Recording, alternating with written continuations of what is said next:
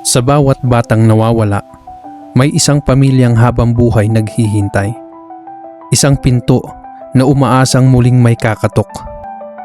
Isang ina na kahit lumipas ang ilang dekada, hindi pa rin nawawalan ng pag-asang muling maririnig ang tinig ng kanyang anak.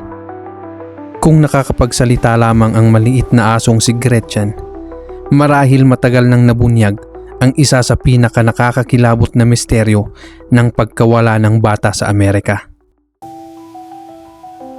Noong taong 1982 sa Des Moines, misteryosong naglaho ang 12 anyos na si Johnny Gosch nang walang iniwang bakas. At mula noon, walang tigil ang kanyang inang si Noreen Gosch sa paghahanap ng katotohanan sa likod ng pagkawala ng kanyang anak. Habang lumalalim ang investigasyon, unti-unting lumitaw ang mas madidilim na aligasyon, prostitusyon, pedophilia at isang umano'y malawak na human trafficking na posibleng pinoprotektahan pa ng makapangyarihang mga tao. Umaasa akong totoo ang mga ulat na buhay ka pa at balang araw ay muli tayong magkikita. Ito ang mga salitang isinulat ni Noreen para sa kanyang anak na si Johnny, na nawala noong 5 ng Setyembre taong 1982. Mga salitang puno ng sakit, pag-asa at isang inang tumangging sumuko. Samahan niyo ako ngayong gabi. Ako si Kuya Cox, ang inyong kakwento. At sabay nating tuklasin ang mga misteryo sa likod ng pagkawala ni Johnny Gosch. Isang kaso na hanggang ngayon ay bumabalot pa rin sa takot, lihim at mga tanong na wala pa rin kasagutan. Si Johnny ang nag-iisang anak ni Noreen at ang kanyang asawang si John Gosch. At isinilang siya noong 12 ng Nobyembre taong 1969. Halos 13 taon na masayang namuhay ang pamilya kasama si Johnny. Ngunit bigla silang hinarap ng pinakinakatakutang bangungot ng kahit sinong magulang. Nawala si Johnny sa hindi maipaliwanag na paraan habang ginagawa ang kanyang trabaho bilang newspaper delivery boy para sa Des Moines Register, ang pang-araw-araw na pahayagan sa luwa.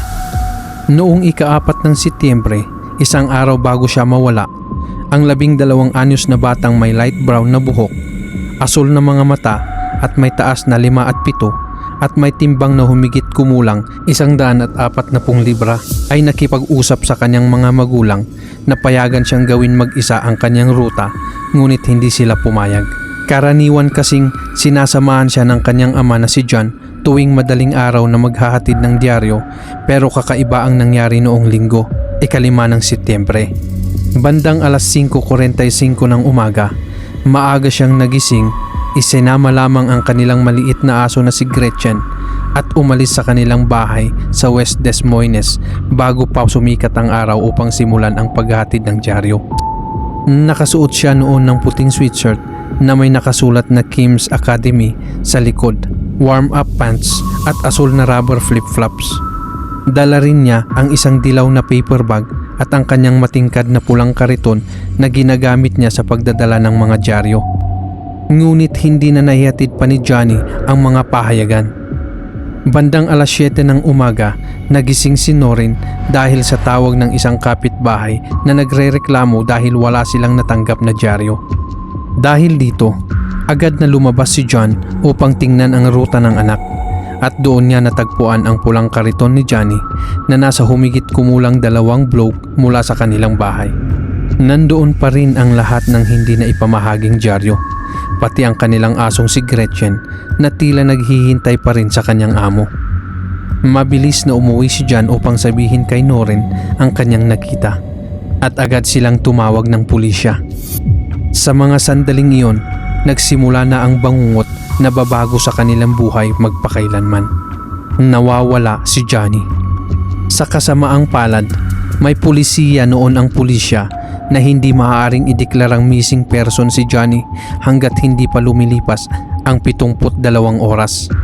Ayon kay Noreen, halos 45 minuto bago dumating ang mga pulis upang kunin ang kanilang report. At nang dumating sila, ang una nilang konklusyon ay tumakas lamang umano ang bata. isang bagay na mariing tinutulan ng kanyang mga magulang.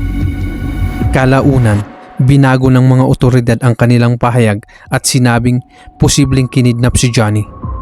Ngunit hindi nila matukoy kung ano ang motibo. Dahil desperado nang malaman kung paano nawala ang kanilang nag-iisang anak ng walang bakas, nagsimulang maghanap ng impormasyon sina John at Noreen mula sa mga saksi. Mabuti na lamang at may ilang taong nagsalita tungkol sa tunay nilang nakita noong umagang iyon.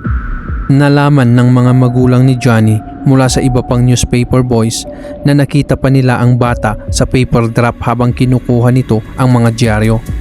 Ngunit nakakalungkot isipin na yun na pala ang huling pagkakataong makikita si Johnny na nakumpirma ng maraming saksi. Ayon kay Mike, isa sa mga batang naroon din upang kumuha ng dyaryo. May isang lalaking sakay ng asul na Ford Fairmont na lumapit kay Johnny. Pinatay umano nito ang makina ng sasakyan. Binuksan ang passenger door at ibinaba ang kanyang mga paa sa gilid ng kalsada kung saan nagtitipon ang mga bata. Nagtanong ito kung nasaan ang 86th Street. Sinabi ni Mike kay Noreen na lumingon sa kanya si Johnny at nagsabing na ilagay ko na sa kariton ang mga dyaryo ko. Natatakot ako. Pagkatapos ay sinabi umano nito, aalis na ako rito, uuwi na ako. Habang paalis si Johnny, nagsimula ring umalis ang sasakyan, ngunit bago ito tuluyang umandar, 3 beses nitong pinailaw ang doom light sa loob ng kotse. Para raw itong isang senyas, dahil maya-maya lamang ay may isang matangkad na lalaki na lumabas mula sa pagitan ng 2 bahay at nagsimulang sundan si Johnny sa kahabaan ng 42nd Street at Marquardt Lane. May 2 pang newspaper boys na nakakita kay Johnny mula sa kabilang kalsada at binati pa nila ito. Ngunit kalaunan ay nagkanya-kanya na rin sila ng direksyon. Kasabay nito, isang lalaking nagngangalang P.G. Smith ang nagising dahil sa malakas na tunog ng pagsara ng pinto ng sasakyan. Nang mapabangon siya sa kama, nakita niya ang isang itim at pilak na kotse na mabilis na lumiko pakaliwa habang dumadaan sa stop sign. May isa pang residente sa lugar na nakakita kay Johnny habang nakikipag-usap sa isang matabang lalaki na nasa asul sa two-tone Ford Fairmont na may Nebraska plates. Ngunit dahil mula lamang ito sa bintana ng kanyang silid, hindi niya narinig kung ano ang kanilang pinag-uusapan. Isa pang saksi na si John Rossi ang nagsabing nakita rin niya ang lalaking nasa asul na sasakyan habang kinakausap si Johnny at pakiramdam niya ay may kakaiba sa eksena. Tinangka niyang tandaan ang plaka ng sasakyan ngunit hindi niya ito lubos na maalala. Kalaunan, sumailalim pa siya sa hypnosis at sinabi sa pulisya ang ilang numerong naaalala niya. Pati na rin ang paniwala niyang mula sa Warren County, Iowa ang plaka. Ayon kay West Des Moines Police Lieutenant Jeff Miller, na isang bagitong pulis pa lamang noong 1982, agad nilang sinaliksik ang buong lugar ngunit paulit-ulit silang nabibigo. Tinawag umano nila ang iba pang staff, state troopers, detectives, reserve officers, pati na rin ang Polk County Sheriffs at State Patrol. Nag-house to house pa sila sa buong neighborhood upang maghanap ng kahit sinong may nakakita kay Johnny. Ngunit wala silang nakuha ni kahit isang malinaw na lead. Pinakamasakit para sa mag-asawang Gosh ang naging pahayag ni Captain Bob Rushing ng West Des Moines Police Department, ang opisyal na namamahala sa investigasyon. Sinabi nito na wala silang crime scene at wala ring nakakita ng kahit anong makapagpapaliwanag sa pagkawala ng bata. Parang bigla na lamang naglaho si Johnny. Sa huli, kakaunti lamang ang ebidensyang nakuha ng mga pulis at wala silang naarestong sospek kaugnay ng kaso. Dahil dito, lalo pang tumibay ang desisyon ng pamilya Gosh na magsagawa ng sarili nilang investigasyon. Lalo na si Noreen na ginawang personal na misyon ang paghahanap kay Johnny at sa katotohanan kahit matapos pa silang maghiwalay ng kanyang asawang si John noong taong 1973. Nakipag-ugnayan siya sa lokal na pambansang media upang maipalabas sa buong Estados Unidos ang kwento ng pagkawala ng kanyang anak. Humingi rin siya ng tulong kina Jim Rothstein, isang retiradong detective mula sa New York City Police Department, at Ted Gunderson, dating hepe ng FBI branch sa Los Angeles. Sinundan nila ang mga lead na hindi na imbestigahan ng mga otoridad sa Des Moines, at ang mga natuklasan ni Noreen ay labis na nakakapangilabot. Ayon sa mga impormasyong kanyang nalaman, posibleng kinidnap si Johnny upang gamitin sa isang pandaigdigang pedophile at prostitution ring. Mula noon, lalo pang naging porsigido si Noreen sa kanyang laban upang makamit ang hustisya para sa anak. Isang buwan matapos mawala si Johnny, itinatag niya ang Johnny Gosch Foundation at gumawa rin ng programang tinawag na In Defense of Children. Nilibot niya ang iba't ibang bahagi ng bansa at halos umabot sa 1,000 personal appearance kasama ang law enforcement, missing persons organizations at mga grupong lumalaban sa human trafficking, habang ginagawa ang lahat upang mapalawak ang kaalaman ng publiko tungkol sa mga krimeng kinakasangkutan ng mga bata. Dahil sa ingay na nilikha ni Noreen tungkol sa kaso ni Johnny, nagsimulang lumabas ang iba't ibang ulat at posibleng palatandaan tungkol sa kanyang kinaroroonan. Noong Marso ng taong 1983, 6 na buwan matapos siyang mawala, may isang babae sa Oklahoma na nagsabing nilapitan siya ng isang batang lalaki sa parking lot ng isang convenience store. Sumisigaw umano ito ng, "Ako si Johnny Gosch, kinidnap ako." Ngunit bago pa siya matulungan, agad siyang hinablot ng 2 lalaki at mabilis na isinama palayo. Pagkatapos noon, hindi na muling nakita ang bata. Sa mga sumunod pang taon, mas marami pang kakaibang ebidensya ang lumitaw. May $1 bill na ibinigay sa pamilya Gosch na may nakasulat na mensaheng, "I am alive, Johnny Gosch." Kinumpirma ni Noreen na sulat kamay iyon ni Johnny. Sa Denver naman, natagpuan sa dingding ng restroom ng isang pampublikong kainan ang mga katagang "Johnny Gosch was here" na isinulat gamit ang pulang nail polish. Mahirap malaman kung totoo nga ba ang mga lumalabas na impormasyon o simpleng panluloko lamang. Ngunit sa puso ni Noreen Gosch, naniniwala siyang buhay pa rin ang kanyang anak. Hindi siya kailanman tumigil sa paglaban upang mabunyag ang matagal nang itinatagong katotohanan tungkol sa pagkawala ni Johnny. Noong taong 1984, nagsimulang makita ni Noreen ang bunga ng kanyang walang sawang pagsisikap. Isang panukalang batas na siya mismo ang sumulat, na tinawag na Johnny Gosch Bill, ang naging opisyal na batas sa LOA noong 1 ng Hulyo taong 1984. Inaatasan ng batas na ito ang agarang pakikialam ng pulisya sa tuwing may batang naiulat na nawawala, at kalaunan ay sinunod din ito ng 8 iba pang estado. Sa parehong taon, nagtungo si Noreen sa Washington DC upang humarap sa Kongreso at magbigay ng testimonya sa mga pagdinig tungkol sa organized crime. Dahil sa kanyang matapang at mabibigat na pahayag, nakatanggap pa siya ng mga death threat, ngunit naging daan din ito upang maitatag kalaunan ang National Center for Missing and Exploited Children. Maging si Ronald Reagan ay inimbitahan siya sa pagbubukas at dedication ceremony ng nasabing center. Bagamat nawawala pa rin si Johnny, maituturing na tagumpay para kay Noreen ang mga pagbabagong kanyang naidulot. Ngunit may isa pa siyang malaking naabot noong taong 1984, isang bagay na maaaring pamilyar sa marami.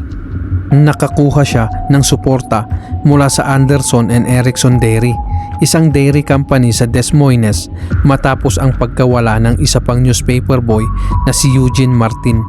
Katulad ni Johnny, ang 13 anyos na si Eugene ay misteryosong nawala habang naghahatid ng dyaryo sa south side ng Des Moines noong 12 ng Agosto taong 1984.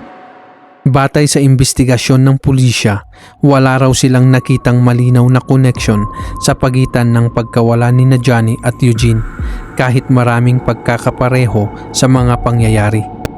Ngunit iba ang paniniwala ni Noreen. Ayon sa kanya, Ilang buwan bago pa mawala si Eugene, binalaan na siya ng isang private investigator na naghahanap kay Johnny. Sinabi umano sa kanya na ang susunod na kidnapping ay magaganap sa ikalawang linggo ng Agosto taong 1984 at isang newspaper boy mula sa south side ng Des Moines ang magiging biktima. Pagkatapos mawala si Eugene, isang kamag-anak nito ang nagtatrabaho sa Anderson and Erickson Dairy ang humingi ng tulong sa presidente ng kumpanya na si Jim Erickson upang mas mapalaganap ang impormasyon tungkol sa mga nawawalang bata. Pumayag naman si Erickson at bilang suporta, inilagay ng kumpanya ang mga larawan at maiikling impormasyon tungkol sa mga nawawalang bata sa gilid ng kanilang half-gallon milk cartons. Dahil dito, napunta ang mga mukha ni na Johnny at Eugene sa libu-libong tahanan sa buong Amerika. Sila ang ikalawa at ikatlong abducted children na nailathala sa ganitong paraan. At hindi nagtagal ay sumunod din ang Prairie Farms Dairy sa Des Moines hanggang sa maging isang nationwide campaign ito. Ngunit hindi rin nagtagal ang milk carton campaign para sa mga nawawalang bata. Natigil ito matapos magreklamo ang maraming magulang na natatakot umano ang kanilang mga anak sa tuwing nakikita nila araw-araw ang mga larawan ng mga nawawalang bata habang nag-aalmusal. Sa kabila ng lumalawak na awareness tungkol sa mga unresolved children abduction, isa na namang batang taga Des Moines ang misteryosong nawala. Noong Marso 29, taong 1986, ang 13 anyos na si Mark Allen ay naglaho rin sa kahina-hinalang sitwasyon. Samantala, hindi kailanman humina ang paghahanap ni Noreen kay Johnny. Ngunit habang patuloy na lumilipas ang mga taon, wala pa ring malinaw na bakas ang kanyang anak. Sa mga sumunod na taon, nakaranas si Noreen ng mga nakakagulat at halos imposibleng paniwalaang mga pangyayari na lalo pang nagpatibay ng kanyang paniniwalang ang kaso ni Johnny ay hindi simpleng kidnapping lamang. Noong taong 1989, nakilala niya ang isang lalaking nagngangalang Paul Bonacci na nagsabing bahagi siya ng child prostitution ring na umano'y dumukot kay Johnny. Si Paul na nooy 21 taong gulang ay nagsabi ring naging biktima rin siya ng parehong sex ring noong bata pa siya. Ayon sa kanya, ang operasyon ng underage prostitution network ay pinamumunuan umano ni Lawrence E. King Jr., isang kilalang businessman at Republican Party activist na nagsilbi ring direktor ng Franklin Credit Union sa Omaha, Nebraska. Lumabas din ang mga aligasyon na may koneksyon umano rito ang ilang matataas na politiko sa Estados Unidos. Ayon pa sa mga paratang, ang grupong ito ay isa ring kulto ng devil worshippers na sangkot umano sa malulupit na krimen laban sa mga bata, kabilang ang mutilation, sacrifice at cannibalism. Sa mga panayam sa mga sinasabing biktima ng abuso, may mga nagsabing dinadala raw sa East Coast ng Amerika ang mga batang nasa foster care upang pagsamantalahan sa mga tinatawag nilang bad parties. Sinabi ni Paul Bonacci na isa rin siya sa mga batang iyon. Nagkaroon ng pagkakataon si Noreen na makausap ng personal si Paul at naniwala siyang totoong kilala nito si Johnny dahil sa mga impormasyong ibinigay nito. Mga detalyeng tanging pamilya Gosh lamang ang nakakaalam. Noong mawala si Johnny, kumalat sa publiko ang impormasyon tungkol sa birthmark nito sa dibdib bilang isa sa kanyang identifying marks. Ngunit sinabi rin ni Paul kay Noreen na alam niya ang peklat ni Johnny sa dila, ang burn scar nito sa ibabang bahagi ng binti at ang pagkautal nito kapag natatakot o emosyonal. Ang mga detalyeng ito ay hindi kailanman isinapubliko. Dahil dito, lalo pang naniwala si Noreen na tama ang kanyang matagal ng hinala na si Johnny ay dinukot ng mga taong sangkot sa child prostitution at human trafficking.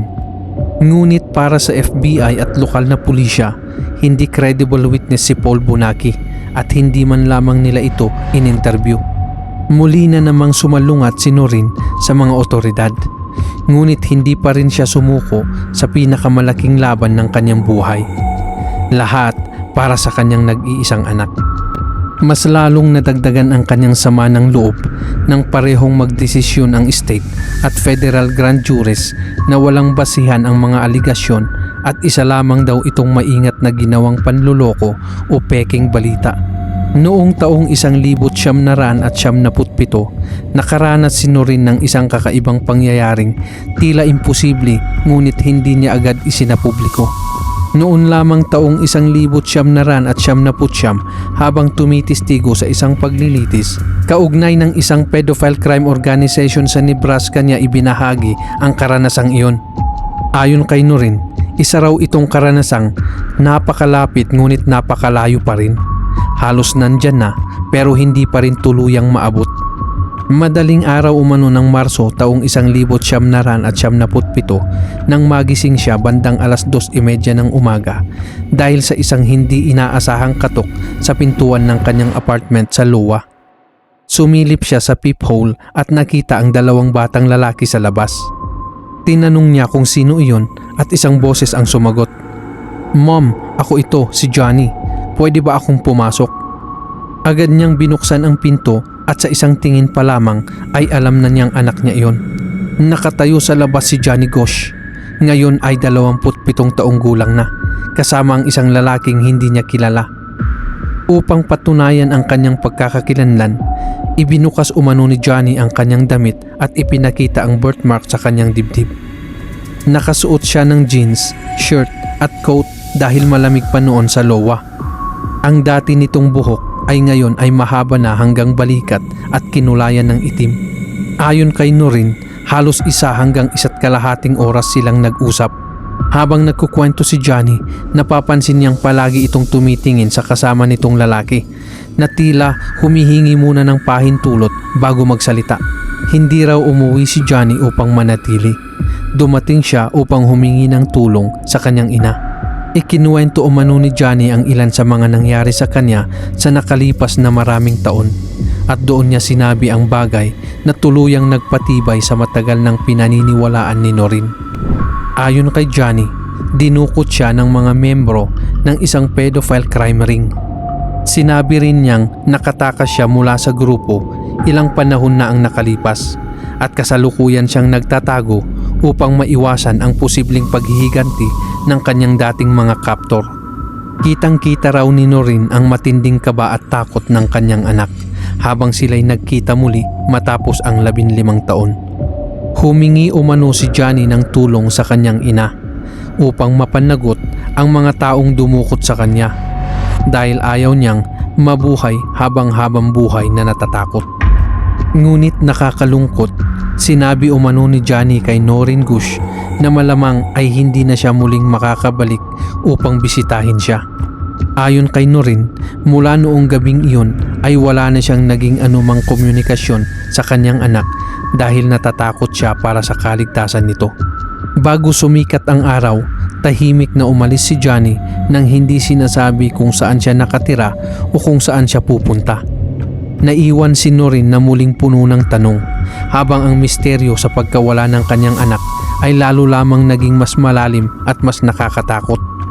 Pagkatapos ng kakaibang muling pagkikitang iyon, nagtungo si Noreen sa FBI upang magpagawa ng sketch ng mukha ni Johnny bilang isang nasa hustong gulang na lalaki. Ngunit dahil wala raw sapat na ebidensyang magpapatunay na tunay ngang napunta si Johnny sa isang pedophile ring, bukod sa kwento ni Noreen, nagpatuloy ang pagdududa ng mga otoridad kung buhay pa nga ba siya. Para sa mga pulis, kulang ang lahat ng ito upang patunayang buhay pa si Johnny. Ngunit para kay Noreen, sapat na ang maikli ngunit emosyonal nilang pagkikita upang lalo pa siyang maniwala na dinukot talaga ang kanyang anak ng isang child sex ring. At pinahina lamang umano ang investigasyon dahil sa malalaking pangalan na posibleng sangkot sa iligal na operasyon. Pagkalipas ng 9 na taon, isa na namang nakakagimbal na pangyayari ang dumating sa buhay ni Noreen. Noong ika-1 ng Setyembre, taong 2006, sinabi niyang may isang misteryosong sobre na iniwan sa harap ng kanyang bahay. Sa loob nito ay may 3 nakakabahalang larawan ng 3 batang lalaki na parehong nakatali at may busal sa bibig. Isa sa mga batang nasa litrato ay kahawig umano ni Johnny at nakasuot pa ng sweatpants na kapareho ng suot nito noong araw na siya ay mawala. Sa isang panayam, sinabi ni Noreen, literal na hindi ako makahinga. Hindi ako makakuha ng hangin. Hindi ako handang makakita ng ganoong bagay. Naniniwala siyang tunay ang mga litrato, kaya agad niya itong dinala sa West Des Moines Police Department. Ayon kay Noreen, nang ilatag niya ang mga larawan sa harap ng mga pulis, ang unang reaksyon umano ng mga ito ay si Johnny Ian. Mabilis na kumalat sa media ang kwento at muling naging sentro ng atensyon ang misteryosong pagkawala ni Johnny Gosch. Ngunit hindi nagtagal, muling nagbago ang direksyon ng kaso. Tumawag umano ang West Des Moines Police kay Noreen upang sabihin na magsasagawa sila ng press conference para ipahayag na hindi si Johnny ang batang nasa mga larawan. Ayon sa isang law enforcement officer mula sa Florida, naimbestigahan na raw niya ang parehong mga litrato noong dekada 70 bago pa man mawala si Johnny. Sinabi rin niyang natukoy na noon pa ang 3 batang nasa larawan at ayon umano sa kanila, kusa silang nag-post para sa mga litrato. Dahil dito, naniwala ang mga pulis sa LOA na maaaring may isang taong gumawa lamang ng malupit na prank laban kay Noreen. Ngunit sa kabila ng lahat, hindi kailanman nagbago ang paniniwala ni Noreen. Para sa kanya, si Johnny pa rin ang batang nasa larawan. Nakatali, may busal, inaabuso at ginamit upang pagsamantalahan ng mga pedophile. Sa kabilang banda, nananatiling matigas ang paninindigan ng pulisya na hindi si Johnny ang nasa mga larawan. Hanggang ngayon, hati pa rin ang opinyon ng publiko tungkol sa kaso ni Johnny Gosch na itinuturing na isa sa mga pinakanakakagimbal na child abduction cases sa modernong kasaysayan ng Amerika. Sa kabila ng paglipas ng mga dekada, ipinagpapatuloy pa rin ni Noreen ang kanyang buhay na nakatuon sa paghahanap sa mga dumukot sa kanyang anak at nagpapalawak ng kaalaman ng publiko tungkol sa child kidnapping at human trafficking. Ayon sa kanya, isa sa mga mabubuting na idulot ng kaso ay ang pagmulat ng publiko sa ganitong uri ng krimen. Sinabi pa niya na binago ng kaso ni Johnny ang buong bansa at naging isang watershed case o mahalagang turning point sa usapin ng mga nawawalang bata sa Amerika. Ngunit para sa pulisya, malabong buhay pa si Johnny. Naniniwala silang ang tanging paraan upang magkaroon ng tunay na progreso sa kaso ay kung matagpuan ang kanyang mga labi. Pagsapit ng taong 2019, itinuturing ng halos cold case ang pagkawala ni Johnny Gosch dahil wala nang malinaw na lead na maaaring sundan. Gayunpaman, nananatili pa rin siyang opisyal na listed bilang missing person kaya bukas pa rin ang kaso. At marahil sa kung saan mang madilim at tahimik na sulok ng mundo, naroon pa rin si Johnny. Ngayon ay 51 taong gulang na, naghihintay ng hustisyang matagal nang dapat na ibigay. At hanggang ngayon, nananatili pa ring bukas ang kaso ni Johnny Gosch. Maraming teorya ang lumitaw, maraming pangalan ang nadawit, ngunit sa likod ng lahat ng misteryo at kontrobersya, isang tanong pa rin ang hindi nasasagot. Ano nga ba talaga ang nangyari kay Johnny noong umagang iyon ng taong 1982? Habang wala pang malinaw na katotohanan, patuloy pa ring nabubuhay ang pag-asa ng isang ina na balang araw ay lalabas din ang buong kwento sa likod ng pagkawala ng kanyang anak. Ako si Kuya Cox, ang inyong kakwento. Kung nagustuhan nyo ang ating kwentuhan ngayong gabi, huwag kalimutang mag-like, mag-subscribe at pindutin ang notification bell para sa mas marami pang misteryoso at totoong kaso na ating tatalakayin. Mag-ingat palagi at magkita-kita tayong muli sa susunod na kwento.